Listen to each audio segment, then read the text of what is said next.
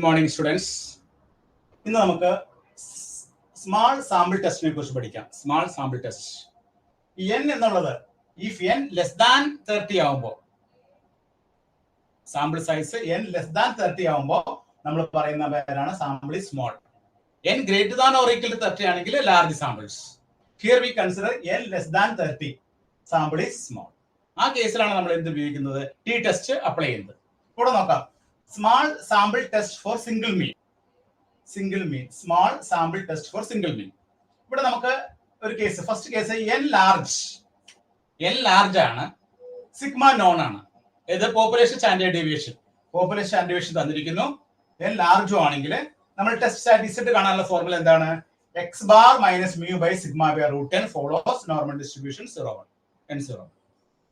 ഇനി n large ആണ്, അതിൽ sigma is unknown, population standard deviation is unknown. നമുക്കറിയാവുന്നത് സാമ്പിൾ സ്റ്റാൻഡേർഡ് ഡീവിയേഷൻ ആണ്. അങ്ങനെയെങ്കിൽ നമ്മൾ ടെസ്റ്റ് സ്റ്റാറ്റിസ്റ്റിക് കാണാനുള്ള ഫോർമുല എന്താണ്? x bar minus mu by s by root n. x bar minus mu by s by root n follows n0 1. ഇനി n small, അതുപോലെ population standard deviation non. Population standard deviation അറിയാം, n നമുക്ക് small ആണ്. അങ്ങനെയെങ്കിൽ z കാണാനുള്ള formula എന്താണ്? x bar minus mu by sigma by root n follows n0 1. ഇനി fourth കേസിൽ വരുന്നത് എന്താണ്? n is small and population standard deviation is not known, അതായത് unknown. population standard deviation is unknown. ആ കേസിലാണ് നമ്മൾ ഏത് ഉപയോഗിക്കുന്നത്? സ്റ്റുഡൻസ് ടി ഡിസ്ട്രിബ്യൂഷൻ അറിയുന്നത്. സ്റ്റുഡൻറ് ഡിസ്ട്രിബ്യൂഷൻ ടേബിളിൽ നോക്കിയിട്ടാണ് നമ്മൾ വാല്യൂ കാൽക്കുലേറ്റ് ചെയ്യുന്നത്. അവിടെ നമ്മൾ ടി കാൽക്കുലേറ്റ് ചെയ്യുന്നത് എങ്ങനെയാണ്? T is equal to x bar minus mu by s by root n follows Tn-1 degrees of freedom. Tn-1 degrees of freedom. അപ്പോ സ്റ്റുഡൻസ് ടി ഡിസ്ട്രിബ്യൂഷന്റെ ടേബിൾ നമ്മൾ നോക്കുന്ന എപ്പോഴും ഏത് കേസിലാണ്? Sigma is unknown, population standard deviation is unknown and at the same time n is small. n small ആവുന്ന കേസിലും population standard deviation unknown ആവുന്ന കേസിലുമാണ് നമ്മൾ ഏത് ഉപയോഗിക്കുന്നത്?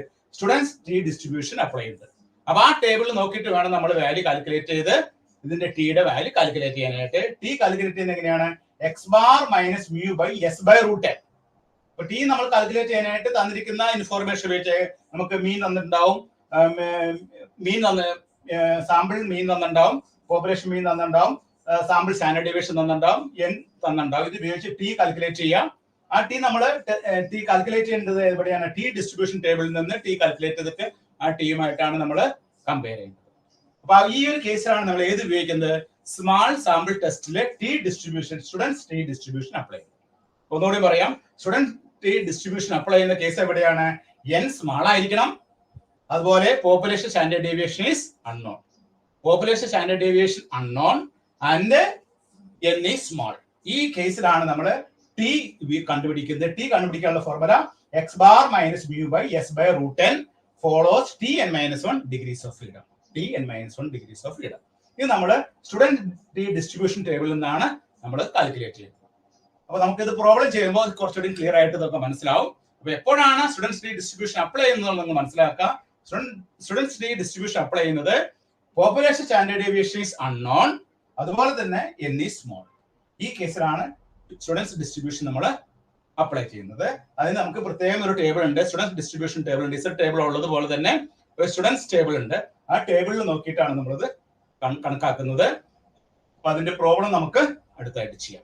അപ്പൊ ഇത് എഴുതി വെക്കുക, എല്ലാവരും എഴുതി വെക്കുക കേട്ടോ. അപ്പൊ ഈ 4 കേസ് ഓർത്തിരിക്കുക. n large sigma non, n large sigma is unknown, n small sigma is known.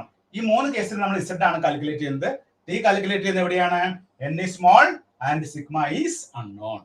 n is small and sigma is unknown. We calculate the value of t. എല്ലാവരും ഇത് എഴുതി വെക്കുക കേട്ടോ. നമുക്ക് അടുത്ത ക്ലാസ്സിൽ ഇതിന്റെ പ്രോബ്ലം ചെയ്യാം.